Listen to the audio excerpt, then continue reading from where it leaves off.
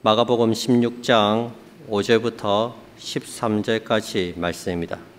무덤에 들어가서 흰옷을 입은 한 청년이 우편에 앉은 것을 보고 놀라매 청년이 이르되 놀라지 말라. 너희가 십자가에 못 박히신 나사렛 예수를 찾는구나. 그가 살아나셨고 여기 계시지 아니하니라. 보라, 그를 두었던 곳이니라. 가서 그의 제자들과 베드로에게 이르기를 예수께서 너희보다 먼저 갈릴리로 가시나니 전에 너희에게 말씀하신 대로 너희가 거기서 배우리라 하라 하는지라. 여자들이 몹시 놀라 떨며 나와 무덤에서 도망하고 무서워하여 아무에게 아무 말도 하지 못하더라. 예수께서 안식 후 첫날 이른 아침에 살아나신 후 전에 7 귀신을 쫓아내어 주신 막달라 마리아에게 먼저 보이시니 마리아가 가서 예수와 함께 하던 사람들이 슬퍼하며 울고 있는 중에 이 일을 알림해 그들은 예수께서 살아나셨다는 것과 마리아에게 보이셨다는 것을 듣고도 믿지 아니하니라. 그 후에 그들 중 2 사람이 걸어서 시골로 갈 때에 예수께서 다른 모양으로 그들에게 나타나시니 2 사람이 가서 남은 제자들에게 알리었으되 역시 믿지 아니하니라. 아멘. 오늘 예수님께서 부활하신 부활주일인데요. 이제 세계 종교의 창시자들이라 불리는 부처, 또 공자, 마호메터 이런 사람들은 부활하지 못했습니다. 그들의 죽음으로 그 인생이 끝났죠. 그래서 위대하고 훌륭했었는지 모르지만 죽고 끝이 났습니다. 하지만 우리가 믿는 주 예수님은 십자가에서 죽었을 뿐만 아니라 죽은 지 3일 만에 다시 그 죽음 가운데서 부활하셨습니다. 그래서 우리는 지금 죽은 예수님, 옛날에 참 훌륭했는데, 옛날에 위대한 영웅이었는데 지금은 계시지 않는 죽은 예수님을 믿는 그런 성도들이 아니라 우리는 부활하신 예수님, 그래서 오늘도 살아계시고 오늘도 우리 예배 가운데 함께 하시는 예수님을 믿는 그런 성도들인 줄 믿습니다. 성도 여러분, 오늘 부활주일을 맞이하여서 제가 우리 성도들에게, 여러분들에게 한번 질문을 해보겠습니다. 여러분은 정말 예수님의 부활을 믿습니까? 다시 한번요. 여러분은 정말 예수님의 부활을 믿습니까? 예, 아멘 하신 분들은 제가 보기엔 다 믿음이 참 좋으신 것 같습니다. 왜냐하면 죽은 사람이 다시 살아났다는 거, 내가 보지도 않고 그걸 믿는다. 그것도 우리 동네, 지금 우리 시대 이야기도 아니고 2000년 전에 있었던 일을 내가 보지도 않고 믿는다는 것은 정말 대단한 믿음입니다. 그런데 여러분, 안타깝게도 우리는 믿는데 오늘 성경에 보니까, 우리가 읽은 이 마가복음 성경 말씀에 보니까 예수님의 제자들도, 그리고 예수님을 그렇게 사랑하고 따랐던 여인들도 예수님의 부활을 믿지 못했다라고 그렇게 기록하고 있습니다. 8절을 한번 읽어볼까요? 시작. 여자들이 몹시 놀라 떨며 나와 아무에게도 아무 말도 하지 못하더라. 아멘. 그렇습니다. 예수님이 십자가에 못 박혀 죽으신 후에 3일 만에, 이제 금요일 날 죽으셨으니까 3일이니까 오늘 주일 새벽입니다. 성경에는 안식 후 첫날 이렇게 표현되어져 있습니다. 아무튼 주일 새벽에 이 여인들은 제일 먼저 예수님의 무덤에 달려갔거든요. 그곳에 가서 무덤이 비어 있는 걸 보았어요. 그리고 거기에 엄청난 큰 돌이 무덤을 막고 있었거든요. 가면서 여자 3명이 우리 힘으로 못 움직일 텐데 누가 옮겨줄 사람이 있을까 걱정하면서 갔는데 그 큰 돌이 저절로 굴러져 가 있었습니다. 그리고 남아있는 건 이 세마포 하나만, 그리고 세마포도 흩어져 있는 것이 아니라 딱 잘 기어져서 그렇게 남아 있었습니다. 그리고 그 안에 오늘 성경에 보니까 한 청년이 있었어요. 다른 성경에는 천사라고 표현을 합니다. 그 천사가 예수님은 여기 계시지 않고 부활했다라고 그렇게 그 여인들에게 가르쳐주고 전해 주었습니다. 그런데 이렇게 천사들이 전해 주었는데도 불구하고 이 여인들은 부활을 믿지 못하고 오히려 도망을 갔대요. 두려워했대요. 무서워했대요. 그리고 아무에게도 아무 말도 하지 못했다라고 그렇게 8절에 말씀합니다. 그런데 이 여인들만 그런 것 아니었어요. 제자들도 마찬가지였습니다. 11절 끝에 보니까 이제 마리아가 처음에 예수님의 부활을 믿지 못하다가 마리아가 부활하신 예수님을 직접 만나고 나서 11절에 이제 제자들이 가서 예수님을 전했거든, 부활했다고 전했거든요. 근데 이 소식을 제자들이 다 듣고도 뭐하더라?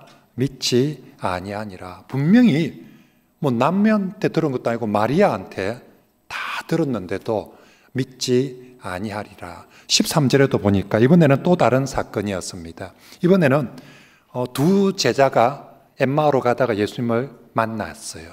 그리고 이 두 제자가 아직 주님을 만나지 못한 다른 제자들에게 가서 예수님이 부활했다라고 또 다시 알리었으되 뭐라고 표현합니까?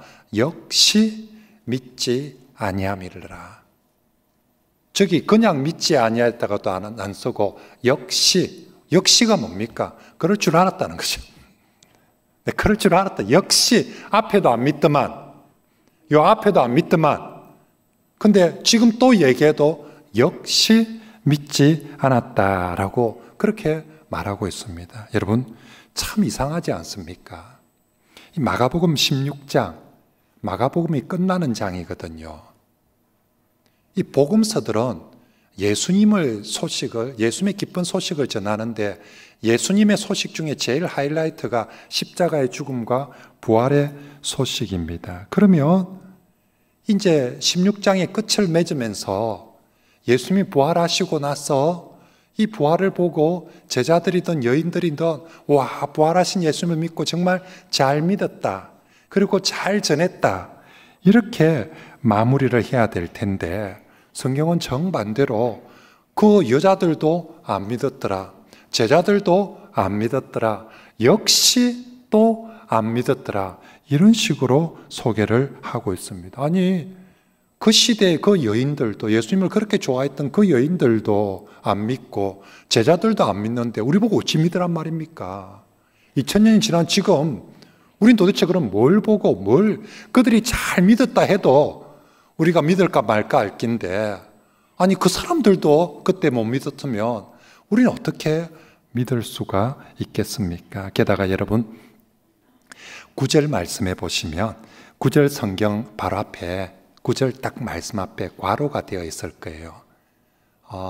혹시 자기 성경에 괄호가 안 되어 있으면 나중에 집에 가서 새 성경으로 그렇게 바꾸시는 게 좋겠습니다. 이게 괄호가 되어 있어야 정상적인 성경입니다. 자, 9절 말씀 앞에 괄호가 되어 있을 거예요. 그리고 20절 맨 끝에 보면 또 괄호가 그렇게 또 표시가 닫혀 있게 됩니다. 성경에 아주 가끔 이렇게 괄호가 있습니다. 자주 나오진 않고 아주 가끔. 그리고 보통 다른 성경에는 괄호가 있어도 한 구절이 괄호가 되어 있든지 아니면 길면 두 구절이 되어 있든지 한데 성경에서 괄호가 제일 길게 되어 있는 게 이 마가복음 16장에 9절부터 20절까지 그 괄호가 되어 있습니다. 성경에 괄호 표시가 되어 있는 것은 무슨 의미냐 하면 여러분 우리가 알다시피 성경은 원래 오리지널 원본이 하나도 없습니다.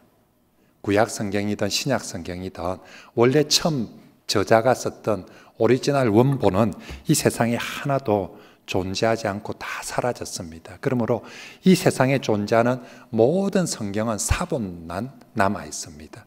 이제 우리가 들고 있는 이 성경은 그 사본을 한글로 번역한 그런 성경들이고요. 그런데 사본의 종류가 많겠죠. 오리지널 원본을 이제 뺏겨 쓴 사본이니까 한두 사람만 이걸 뺏겨 쓴 것이 아니라 여러 사람이 썼다니까 사본의 종류가 한 수십 가지쯤 됩니다. 그 중에서도 모든 사본들을 우리가 다 성경이라고 인정하는 것이 아니라 아주 중요한 한 3개, 4개의 사본을 성경의 주 텍스트로 그렇게 인정을 합니다. 그런데 그 중요한 사본들 중에 어떤 사본에는 이 구절이 들어있는데 어떤 사본에는 이 구절이 빠져 있을 때 그걸 우리 성경에 괄호로 표시를 해 놓은 것이지요. 그래서 오늘 마가복음 16장 9절부터 20절은 어떤 중요한 사본에는 이게 들어있는데 또 다른 중요한 사본에는 이 구절이 빠져 있어서 그거 표시한다고 9절부터 20절에 괄호를 그렇게 표시해 놓았습니다. 자, 그러면 여러분, 만약에 어떤 사본에 이 9절부터 20절이 빠졌다면, 빠진 그것도 성경이거든요. 빠졌다면 그러면 마가복음은 16장 8절로 끝이 나는 거예요. 16장 8절이 뭡니까? 여자들이 부활의 소식을 듣고 무서워해서 도망가 삐고 가서 아무에게도 아무 말도 못했더라. 이렇게 지금 끝이 나버리는 것입니다. 정말 이상한 마무리입니다. 그들이 부활을 잘 믿었고 열심히 전했다라고 마무리를 해도 뭐 할 텐데, 아니 이런 식으로 이렇게 이상하게 아무 말도 못했다, 믿지 못했다라고, 그렇게 왜 마가복음은, 성경은 이런 식으로 마무리를 할까요? 자, 그리고 이제 더 또 신기한 것은요, 자, 여기서 제자들이나 여자들 이렇게 못 믿고, 아니 세상에 이렇게 가서 빈 무덤을 보고 천사가 얘기해 주는데도 불구하고 그렇게 못 믿던 여자들이, 또 제자들이 나중에 이제 복음서가 끝나고 사도행전에 넘어가고, 사도행전 이후에 나오는 모든 신약 성경에는 다 보니까 한결같이 저들이 모두가 자신들 스스로를 부활의 증인이다 라고 그렇게 소개를 하고, 부활을 어느 정도로 전하느냐며 목숨을 걸고 부활을 전합니다. 고린도전서 15장에 보면 내가 받은, 사도 바울의 고백이죠. 내가 받은 것, 자기도 복음을 듣고 받았거든요. 내가 받은 이 복음을 여러분들에게도 전하는데, 이 복음이 뭐냐? 이 복음이 뭐냐? 이 기쁜 복음이 뭐냐? 한마디로 이는 성경대로 그리스도께서 우리 죄를 위해서 죽으시고 성경 장사 지낸 바 되었다가 성경대로 사흘 만에 다시 살아나사. 예, 이제 사도들은 나중에 복음을 전하려고 합니다. 근데 사도들이 전하는 복음의 핵심 두 가지로 얘기한다면, 하나는 예수께서 죽으셨다, 우리를 위해서. 그리고 하나님 예수님이 부활하셨다. 이걸 복음의 가장 중요한 핵심이라고 그렇게 전하기 시작했습니다. 자, 그러면 이제 한번 물어봅시다. 아니, 그렇게 부활을 못 믿던 제자들이 뒤에 가서는 어떻게 그렇게 자기들이 전하는 복음의 핵심이 부활이다고 이렇게 열심히 전합니까? 스스로 그들이 확신할 뿐만 아니라 목숨을 걸고 이 부활을 전하는, 도대체 뭘 보았길래, 도대체 무엇이 이들을 이토록 부활에 대해서 확신하게 만들고, 그리고 부활을 전하게 하는 그런 증거가 되냐는 것입니다. 사실 예수님의 이 부활의 현장에는 우리가 부활의 물적 증거, 우리가 뭔 얘기를 할 땐 증거 있나 이러면 심적 증거보다 더 중요한, 사실 물적 증거를 한번 대봐라 이런 얘기를 하지 않습니까? 예수님의 이 부활 현장에는 사실은 물적 증거라고 할 수 있을 만한 것들이 제법 있어요. 대표적으로 빈 무덤, 정말 무덤이 비어 있었다. 분명히 예수님 무덤인데 비어 있었다는 것도 뭐 증거가 될 수 있고, 그리고 또 굴러진 돌도 누가 치웠지, 로마 군병이 치웠을 리가 없을 텐데, 그리고 또 시신은 없이 시신을 샀던 저 하얀 세마포만 딱, 그것도 흩어져 있는 것도 아니고 딱 개어져서 남아 있는다. 이런 것들이 부활을 믿게 하는, 또 증거하게 하는 그런 물적 증거로 채택될 수 있을 것입니다. 하지만 놀랍게도 사도행전이나 그 위에 어떤 성경에도 있지요, 이 세마포나 빈 무덤을, 그리고 또 굴러진 돌, 이런 것들을 예수님의 부활의 증거로 내세우는 것은 단 한 곳도 없다는 것이죠. 여러분, 어느 사도가, 어느 제자가 예수님의 부활을 전하면서 빈 무덤 바라면서 저 하얀 세마포 남아진 세마포 보라면서 이런 식으로 예수님의 부활을 전하는 사도들은 아무도 없었습니다. 물론 사적인 대화 시간에 뭐 그런 얘기들도 나눴을지 모르지만, 적어도 성경 안에는 그걸 증거로 예수님의 부활을 전하는 곳은 하나도 없습니다. 그러면 도대체 어제까지 우리 16장에 본 것처럼 처음에는 그렇게 부활을 못 믿던 그 제자들이 도대체 무엇을 통해서 부활을 믿고 또 그렇게 부활을 전하는 확실한, 이게 가장 확실한 증거다라고 그렇게 내세우며 전할까요? 제자들이 부활의 증거로 채택한 가장 강력한 것은 다름 아닌 오늘 설교의 제목처럼 내가 부활하신 예수님을 만났다는 바로 이 고백이었습니다. 사도 바울 대표적으로 예수의 부활을 못 믿는 사람이었습니다.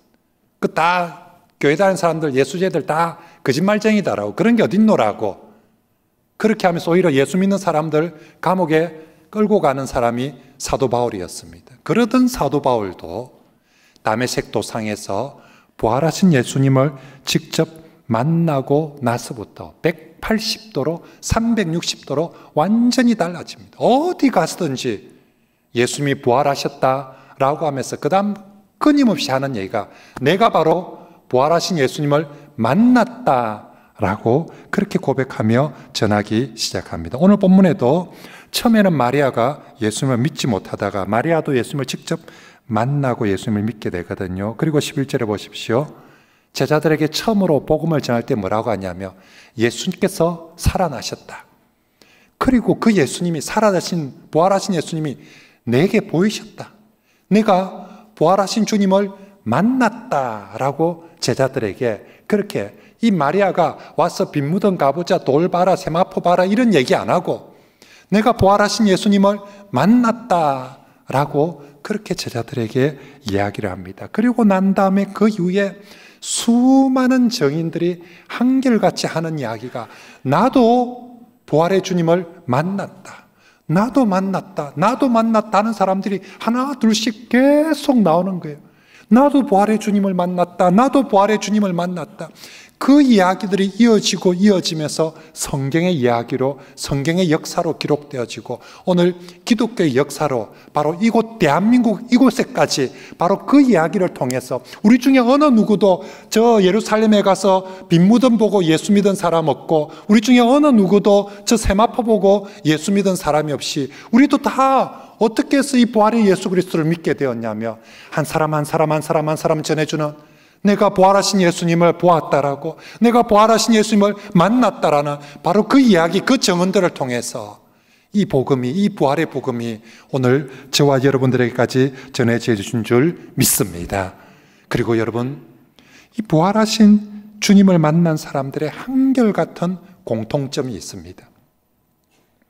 부활하신 주님을 만나는 상황도 다르고 과정도 다르고 다른 여러 모습은 다른데 이들 모두 부활하신 주님을 만났다며 그 사람들 모두에게 나타나는 한결같은 공통점은 그들의 삶이 완전히 변화되고 부활되고 새롭게 된다는 것입니다. 만약에 그들이 부활하신 주님을 만났다라는 말만 했다면 세상 사람들은 그렇게 주님의 부활을 인정하거나 믿지 못했을 것입니다. 하지만 인정할 수밖에 없고 믿을 수밖에 없고 한 번 더 귀 기울일 수밖에 없는 것은 부활하신 주님을 만났다는 사람들의 삶이 변화된 걸 보고 아니 저 사람 내가 아는 그 사람 만나면서 와 사람이 어떻게 저렇게 도대체 뭐가 저렇게 변했을까? 그 변화된 모습을 보면서 진짜 뭔데? 뭐 때문에 네가 이리 변했는데? 라고 물으면 사람들 한결같이 내가 부활하신 주님을 만났다라고 그렇게 말하기 때문에 사람들은 부활하신 주님에 대해서 관심을 가지게 되었습니다. 그렇습니다. 사랑하는 성도 여러분, 오늘 저와 여러분들은 부활주일에 나와서 예배를 드리고 있습니다. 우리 여기 와서 먼저 우리가 주님의 부활을 믿을 뿐만 아니라 우리가 이제는 주님의 부활을 전하는 사람들이 되어야 되지 않겠습니까? 그러면 우리도 도대체 무엇을 증거로 나는 부활을 믿을 것인가? 또 나는 다른 사람들한테 부활을 얘기할 때 도대체 무엇을 증거로 부활을 전할 수 있을 것인가?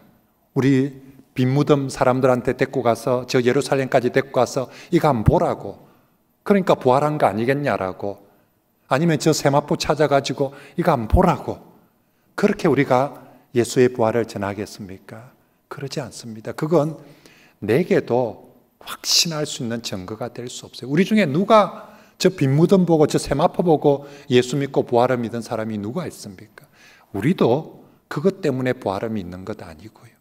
우리 곁에 있는 많은 세상 사람들도 저 빈무덤 때문에 세마포 때문에 부활을 믿는 것 아니라는 것입니다. 정말 예나 지금이나 부활의 가장 강력한 증거는 오늘의 설교 제목처럼 내가 부활하신 예수님을 만났다는 고백과 그리고 부활하신 예수님을 만난 사람들의 변화된 삶이 가장 강력한 증거가 될 줄 믿습니다. 만약 저와 여러분들이 부활하신 예수님을 믿는다 라고만 한다면 그것으로 인해서 우리 주변의 사람들이나 세상에 영향력을 끼칠 수는 없을 것입니다. 여러분 어디 가서 난 예수님의 부활을 믿는다 이러면 사람들이 반응이 뭐가 하겠습니까? 그럼 니는 믿어라. 나는 안 믿을란다. 그죠? 니 믿는 거에 대해서 내가 니 믿으라 그러면 나는 안 믿을란다. 나는 못 믿겠다. 나는 못 믿겠다. 나는 예수님 부활하면 그래 니 믿으라고. 니는 믿고 나는 못 믿겠다고. 나는 안 믿을란다고. 그게 뭐 말이 되냐고. 이래 비면 끝입니다. 자기는 안 믿겠다는데 못 믿겠다는데 내보고는 니는 니 잘 믿는 부활의 예수 믿으라고 그렇게 하는데 그러면 더 이상 아무 복음의 효과가 나타날 수가 없습니다. 하지만 부활하신 주님을 내가 믿는다라고 하는 것이 아니라 부활하신 주님을 내가 믿을 뿐만 아니라 내가 만났다라고 하면 달라집니다. 그리고 부활하신 주님을 만났다라는 그 사람들의 삶이 변화되고 달라진다며 이건 훨씬 더 효과적이고 충격적이고 전파력이 강한 것이지요. 사람들은 정말 내 말을 내가 주님을 보았다라고 하며 진짜 근데 부활하신 주님을 만났다라고 하는 사람들의 삶이 정말 변화되며 우와 진짜 있는가 봐. 정말 예수가 있긴 있는가 봐. 정말 살아있는갑다. 저 사람 진짜 만났는갑다. 야, 나도 웃자면 되는데 그렇게 할 때 사람들이 부활의 신앙으로 우리 곁으로 주님 곁으로 그렇게 오게 될 것입니다. 그리고 제가 한 가지 확신할 수 있는 것 이제 그럴 수 있지 않습니까? 목사님 부활의 주님 만나도 안 변하면 어쩝니까? 또 만나봤자 별 소용없으며 하지만 여러분 제가 분명히 확신하는 것 한 가지는 누구든지 부활의 주님을 만나면 그 사람도 반드시 부활의 은혜를 경험하고 변화된 삶을 살게 되어질 줄 믿습니다. 그렇게 완고하고 강팍하게 예수 믿는 사람을 핍박했던 사도 바울도 부활의 주님 만나고 나니까 완전히 사람이 바뀌는 거예요. 어디 가서 예수 부활만 외치는 것이 아니라 사람이 성품이나 삶이 완전히 바뀌었습니다. 제자들도 그렇게 못 믿겠다라고 이 여인들도 못 믿겠다 안 믿겠다 했던 사람들도 부활하신 주님을 만나고 나니까 다 변화되고 달라졌던 것처럼 우리 중에 누구든지 부활하신 주님을 만나면 그의 삶도 반드시 변화되고 부활되어지게 될 줄 믿습니다. 저는 대학교 1학년 때 부활하신 주님을 인격적으로 만났습니다. 제가 부활하신 주님을 만나고 나서 얼마나 많이 회개하고 울었는지 모릅니다. 저는 그전부터도 어릴 때부터 교회를 다녔습니다. 그리고 목사님이 늘 회개 기도하라며 회개 기도하자고 하고 그랬습니다. 근데 사실 회개할 게 별로 없었습니다. 여러분 보기에 어떨지 모르지만 전 비교적 착하게 살았거든요. 사실 1분 이상 회개할 거 없어요. 내가 무슨 사람을 죽입니까? 도둑질을 합니까? 그렇다고 제 성품에 남들한테 악한 소리, 나쁜 말 잘 안 하거든요. 회개하지 않은데 사실 크게 회개할 게 없어요. 근데 부활하신 주님을 만나고 그 앞에 서니까 누가 저보고 회개하라, 예수님이 뭐니라 니 회개래, 니 회개부터 해라.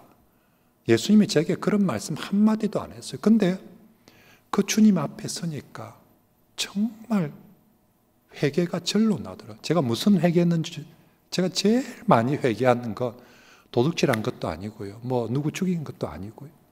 제가 정말 주님 만나니까 진짜 회개가 막 쏟아져 나오는 게, 내가 주님을 주님으로 인정하지 않고 지금까지 살아왔다는 게,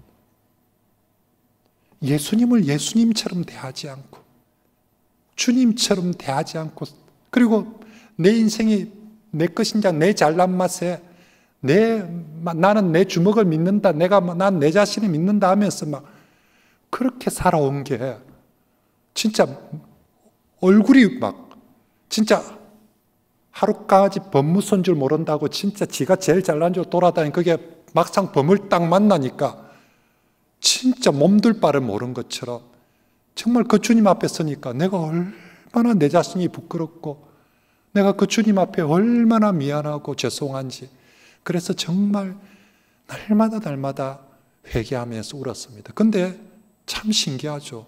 울다가 또 내가 미친 줄 알았어.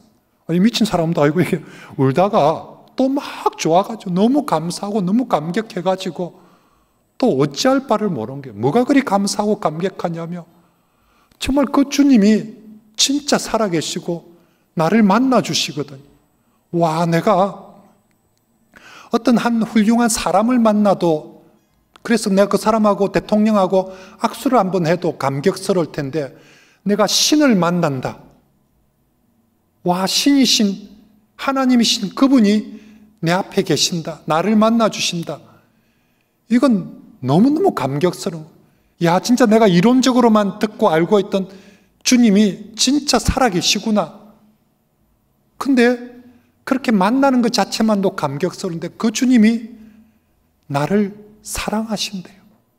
조금 한두 번이 아니라, 뭐니라, 내가 너를 죽기까지 내 목숨 다 바쳐서 너를 사랑한다라고 그렇게 말씀하시는 거예요. 아니, 세상에 내가 뭔데 주님이 나를 이렇게까지 사랑하시고 한 번, 두 번 사랑하신 것이 아니라 과거에만, 오늘만 사랑하시는 아니라 앞으로 이후로 네 살아가는 평생에 내가 너의 목자가 되어줄게. 네 삶에 함께하고 지켜줄게.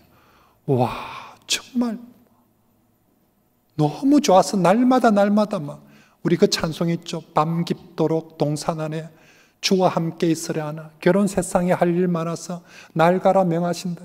진짜 그 찬송이, 오늘 또 이렇게 기도 시간에 교회에서 주님과 이렇게 시간 보내는 게 제일 행복하고 좋은데, 또 학교 가야 되고 또 집에 가야 돼서, 근데 그렇게 하루하루가 너무 행복하고 좋았습니다.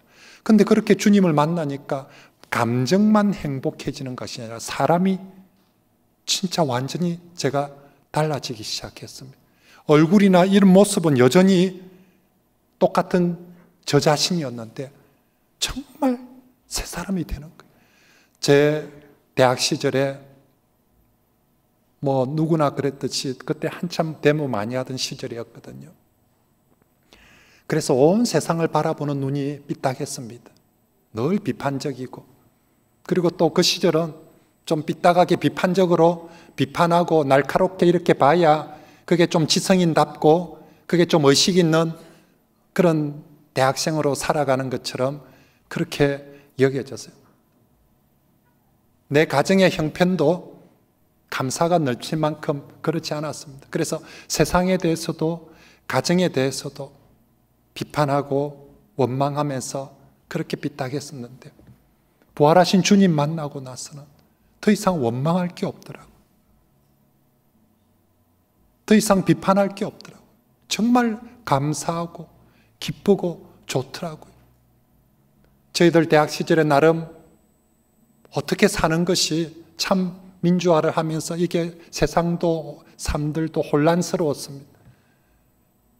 그 시절은 요즘 청년들은 어떤지 모르지만 나름 그래도 철학적인 사고를 하면서 어떻게 사는 것이 바른 삶인가 진리인가 뭐 그런 고민들 하고 책들도 봤습니다. 근데 어른들은 우리한테 열심히 공부하고 열심히 살면 된다는데, 그래 열심히 살고 싶고 열심히 공부하는데 도대체 어딜 보고 뭘 어떻게 달려야 될지를 길이 보이질 않는 거예요.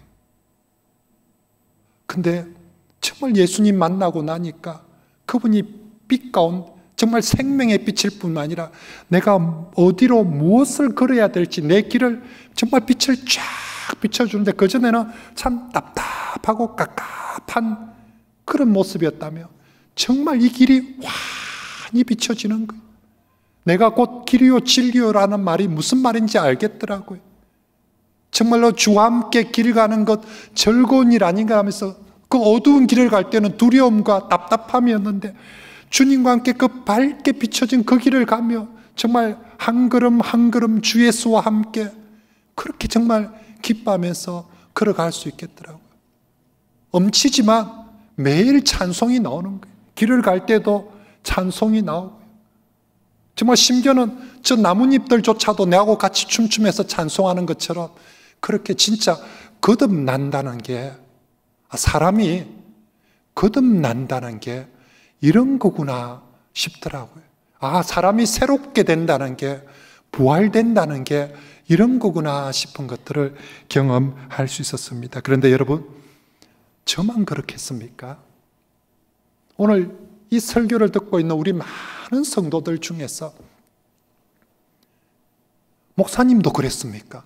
나도 그랬는데, 나도 그랬습니다. 목사님, 나도 부활하신 주님 만나니까 나도 그리 회개가 되고, 나도 그리 좋고, 나도 정말 그리 변하고, 아마 여기 앉은 분들 중에서 여기 와서 똑같이 부활하신 주님 만난 이야기를 해보라며 저와 똑같이 그렇게 이야기할 것입니다.